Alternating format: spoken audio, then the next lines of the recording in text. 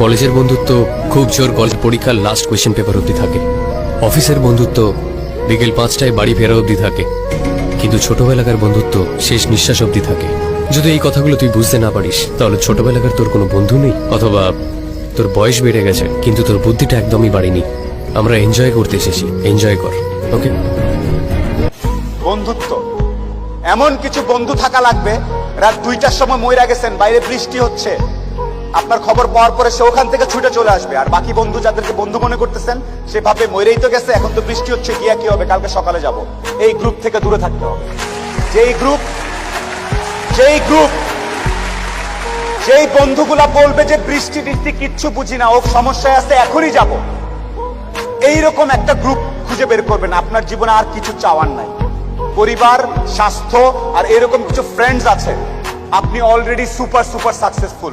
পৃথিবীর সর্বোচ্চ ধনী ব্যক্তির থেকে আপনি সাকসেসফুল।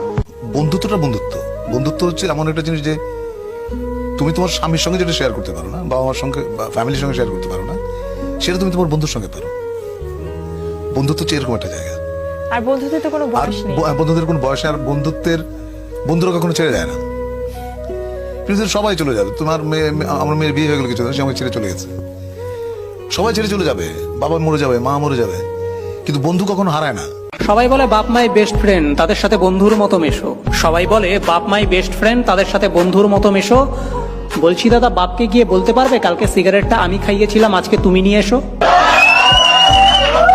কম্পিটিশনের যুগ, ফেল করলে বাপের গালি, কম কামালে বউয়ের বাণী। কম্পিটিশনের যুগ বস, ফেল করলে বাপের গালি, কম কামালে বউয়ের বাণী।